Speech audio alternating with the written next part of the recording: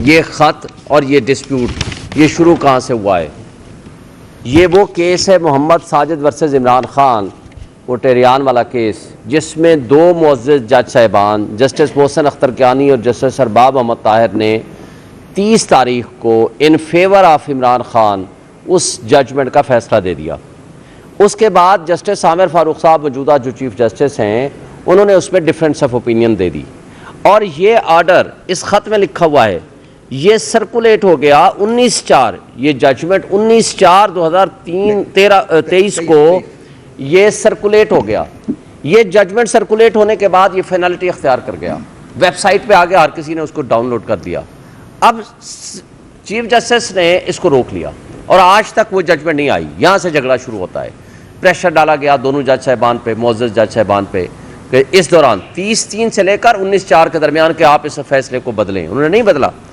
اور وہاں سے یہ سلسلہ شروع ہوتے ہوتے آگے پوری اس کی تفصیل ہے۔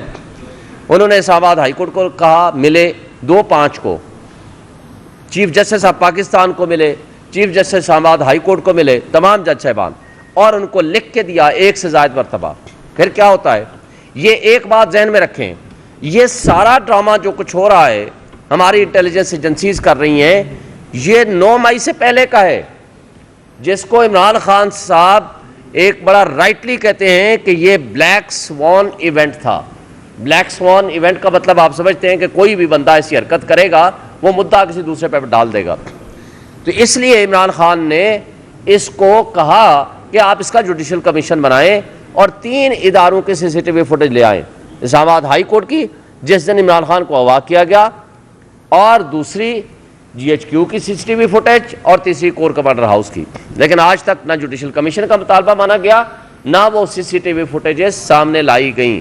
تو آج یہ بات سامنے آ چکی ہے کہ یہ سارے جو کچھ ہو رہا تھا، یا جس طرح کے تانے بانے بنے جا رہے تھے کہ عمران خان کو بک کرنے، الیکشن سے آؤسٹ کرنے، ان کو پارٹی کو ڈسمنٹل کرنے کی جو سازشیں تھیں، یہ اس سے پہلے سے جاری تھیں۔ صرف یہ نہیں تھا کہ 9 مئی کو ڈرامہ رچا کے جو اس کے بعد جو کچھ ہمارے لوگوں کے اوپر جرم کیے گئے، چادر چار دیواری کی پامالی کی گئی، اور ان کے ساتھ جو کچھ ہوا وہ سب آپ کے سامنے ہے، اس کی تفصیل میں جائے بغیر، بلکہ کل خان صاحب سے جب ہماری ملاقات ہوئی انہوں نے سب کچھ بتایا کہ کس طرح کنگز پارٹی میں شامل کرایا گیا، کس طرح لوگوں کے اوپر ٹارچر ہوا، اور یہ بھی تاریخ میں پہلی مرتبہ ہوا ہے کہ ججز کی فیملی کو، ان کے برادر نسبتی کو اٹھایا گیا، الیکٹرک شاک لگائے گئے، ان سے ویڈیوز بنوائی گئیں۔ اور مجھے بتائیں، جب ہم اپنے کارکنان کی بات کرتے ہیں یا کرتے تھے، یا ہم نے مسنگ پرسن والے کیس میں نے کہا تھا کہ صحافیوں کو بلائیں اور ان کو باقی ہمارے لوگوں کو بلائیں، تو چیف جسٹس آف پاکستان نے انکار کر دیا تھا، جس میں عمران ریاض کا نام سب سے آگے تھا۔ تو مجھے بتائیں، ارشد شریف کا معاملہ سب ان کے سامنے تھا۔ تو اس حوالے سے تو جو اگر ججز کی فیملی کے ساتھ یہ ظلم ہو سکتا ہے تو ہمارے ورکرز کے ساتھ کیوں نہیں؟ اور جو چادر چار دیواری کی پامالی ہوئی، جس طرح جو کچھ ہوا وہ سب آپ کے سامنے ہے۔ اور کل عمران خان صاحب نے بھی یہ بتایا کہ جس طرح اٹک کی ایڈمنسٹریشن جیل کی اور اڈیالہ جیل کی ایڈمنسٹریشن، وہ ساری کی ساری ISI کے پاس ہے، وہ وہاں کے۔ اب جب ہم بات کرتے ہیں کہ جی پولیس سے بات کرتے ہیں، ECP سے بات کرتے ہیں، ایڈمنسٹریشن سے بات کرتے ہیں، ریٹرننگ آفیسر سے بات کرتے ہیں، ہر شخص یہ کہتا ہے جی اوپر سے حکم ہے، اور اوپر سے مطلب وہ کیا لیتے ہیں؟ وہ ہماری انٹیلیجنس ایجنسیز لیتے ہیں۔ اور جو اس خط نے پوائنٹ آؤٹ کیا ہے، یہ پاکستان کی تاریخ کا ایک المناک باب ہے کہ جہاں منصف، جنہوں نے 25 کروڑ عوام کو انصاف دینا ہے، ان کے حقوق کا تحفظ کرنا ہے، ان کی فیملی کے حقوق کا تحفظ یا ان کے حقوق کا تحفظ کون کرے گا؟ انہوں نے ایک انسیڈنٹ دیا ہے، اور یہ بھی لکھا ہے کہ ڈسٹرکٹ جوڈیشری کے ججز کو بلا کر ISI کے دفاتر میں ان سے انٹروگیٹ کیا جاتا ہے، ان کو انسٹرکشنز دی جاتی ہیں کہ آپ اس طرح کا فیصلہ کر لو اور اس طرح کا آرڈر کر لو۔ تو میں سوال کرتا ہوں کہ ہمارے ماشاءاللہ محب وطن، ہمارے مقتدر لوگوں نے تو دشمن کے بچوں کو پڑھایا یا پڑھانا تھا کہ جنہوں نے آپ بلٹ ٹرینز چلا دیں اور سمندر میں بھی ٹرینیں چلا دیں، تو اپنے بچوں کا سب سے پہلے آپ نے ووٹ چوری کر لیا، اپنے بچوں کو اٹھا کر کے جیلوں میں ڈالا، اپنے بچوں کو اٹھا کر کے آپ نے تشدد کا نشانہ بنایا، اپنے انصاف دینے والے اداروں کے اوپر اس طرح اٹیک کیا۔ تو کیا یہ پاکستان، کیا دنیا کی 1000 سال کی تاریخ آپ اٹھا لیں، جس معاشرے میں انصاف نہیں ہوتا، نہ وہ ملک ترقی کرتا ہے نہ وہ قومیں ترقی کرتی ہیں۔ آج آپ کے اوپر مسٹرسٹ کرتا ہے آپ کا اوورسیز، جو آپ کا بیک بون ہے، جس نے آ کر یہاں انویسٹمنٹ کرنی ہے، وہ انہی حرکتوں کی وجہ سے نہیں کرتے، اس لیے کہ جن عدالتوں نے ان کو انصاف دینا ہے کہ وہ خود انصاف کے متلاشی ہیں۔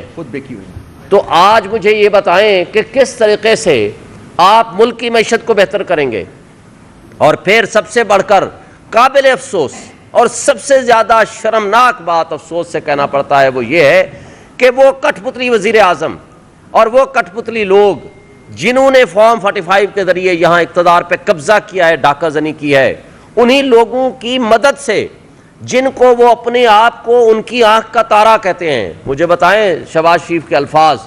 ایک تو وہ الگ بات ہے کہ وہ کہتا ہے بیگرز آر ناٹ چوزرز، وہ خود بھی بیکاری ہے اور قوم کو بھی بیکاری بنانا چاہتے ہیں، دوسری طرف وہ کہتا ہے میں اپنے ملک کی اسٹیبلشمنٹ کا آنکھ کا تارا ہوں۔ تو جن کے خلاف آپ نے انکوائری کرنی ہے، تو جو آپ کو مسلط ہماری قوم کے اوپر کیا ہے ریجیکٹڈ لوگوں کو، وہ کس طرح free fair and transparent investigation کر سکتے ہیں؟ پھر یہ گورنمنٹ کی منظوری سے ہوگا، پھر وہ رپورٹ آئے گی، گورنمنٹ کے پاس آئے گی، وہ چاہے تو پبلش کریں چاہے تو نہ کریں۔ تو ایک مجھے بتائیں 6 سٹنگ ججز کے لوگوں کو تو سیکیورٹی نہیں ہے، تو کیا وہ سنگل جج وہ انصاف کر سکے گا ان 6 ججز کے ساتھ؟ صرف 6 ججز کا معاملہ نہیں ہے، یہ پورے پاکستان کی جوڈیشری کا ایشو انوالو ہے۔ پوری جوڈیشری کو کس طریقے سے آپ انڈر دی کارپیٹ ڈالنے کی، یہ تو ایک سازش ہے کہ آپ جو ایک کسی ریٹائرڈ بندے کو بٹھا دیں گے اور وہ گورنمنٹ لائے گی اپنی مرضی کی، وہ ریکمنڈیشنز لائیں گے اور اپنی مرضی کے وہ چاہیں گے تو پبلش کریں گے چاہیں تو نہ کریں گے۔ اور 2 مثالیں اسی قاضی فائزہ صاحب کے ہمارے پاس موجود ہیں۔ میمو گیٹ سپریم کورٹ نے جوڈیشل کمیشن بنایا جس کی سربراہی قاضی فائزہ کے پاس تھی، اور کوئٹہ انسیڈنٹ جس میں وکلاء شہید ہوئے تھے، سپریم کورٹ میں جوڈیشل کمیشن بنایا جس کی سربراہی قاضی فائزہ صاحب نے کی تھی۔ اور ایک چھوٹی سی، حالانکہ وہ غلط بات تھی کہ آڈیو لیکس کسی کے نہیں کر سکتے، آڈیو لیکس کے اوپر اسی گورنمنٹ نے پچھلے سال ایک کمیشن بنایا جو سٹنگ ججز پہ مشتمل تھا، جو قاضی فائزہ صاحب اور چیف جسٹس اسلام آباد ہائی کورٹ اور chief justice Balochistan high court کی سربراہی میں تھا۔ تو مجھے بتائیں کہ یہ اتنا بڑا ایشو ہے، اس کو آپ سٹنگ ججز، آپ سپریم کورٹ کے 14 ججز جو اس وقت 14 یا 15 ججز موجود ہیں، 15 ججز، ان کو چاہیے کہ وہ سارے بیٹھیں، کیونکہ ملک کے 25 کروڑ عوام اپنے آپ کو غیر محفوظ سمجھتے ہیں، وہ اس وقت ڈیسپریٹ ہیں، نا امید ہیں اس سسٹم سے، اور ہمارا یوتھ جس نے اس ملک کی بقا اور ملک کا مستقبل ان کے ساتھ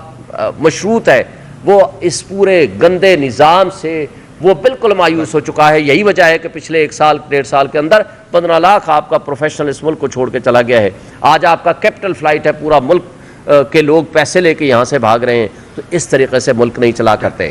اب میں آخر میں آتا ہوں آپ کے اپنے ڈیمانڈز کی طرف، کیونکہ ٹائم ہم نے بہت لے لیا۔ وہ یہ ہے کہ فوری طور پر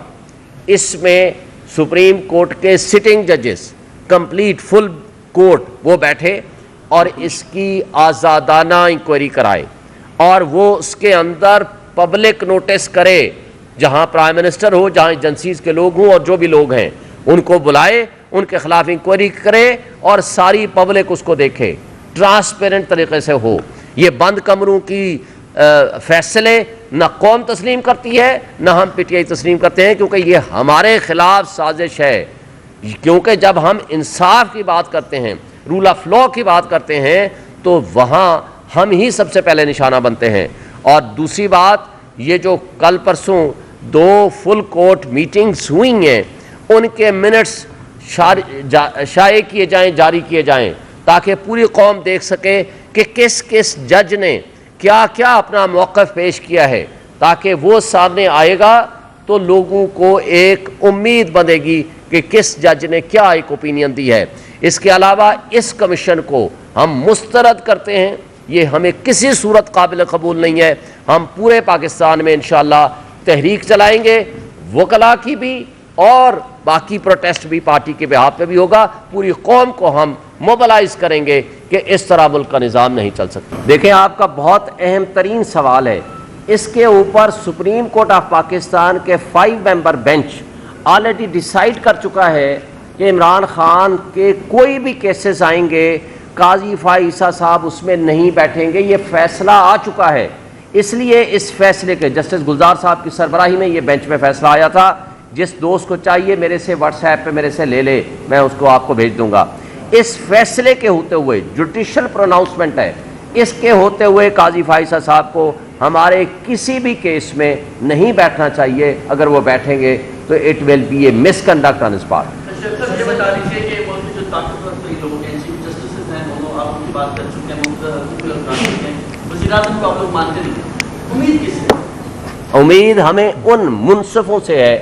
جو میجورٹی میں ہیں لیکن ان کو انصاف کرنے کا موقع نہیں دیا جا رہا. آج بھی ہم یہ ہم کس سے مطالبہ کر رہے ہیں؟ ہم full court of supreme court of Pakistan سے مطالبہ کر رہے ہیں کہ وہ بیٹھیں, پبلک کے سامنے پبلک ہیئرنگ کریں, پبلک کے سامنے سارا سچ سامنے آنا چاہیے. وہ ججز بھی آئیں, وہ اپنی اوپینین دیں, اپنی کمپلینٹس بھی بتائیں, اپنے ایویڈنسز بھی لائیں, اور وہ لوگ, وہ مقتدر, وہ ISI اور وہ ادارے, وہ اپنے لوگوں کی وہ ان کو کٹہرے میں لایا جائے, ان کے خلاف تحقیق اور تفتیش کی جائے. اور مجھے بتائیں کہ اگر ادارہ ایز اے ہول ملوث نہیں ہے تو آج تک 3 دن ہو گئے ہیں, 4 دن ہو گئے ہیں, کیوں انہوں نے اپنے ان آفیشلز کے خلاف آج کورٹ مارشل کر کے, اگر وہ یونیفارم پرسن ہیں, اگر وہ سویلینز ہیں, تو ان کے خلاف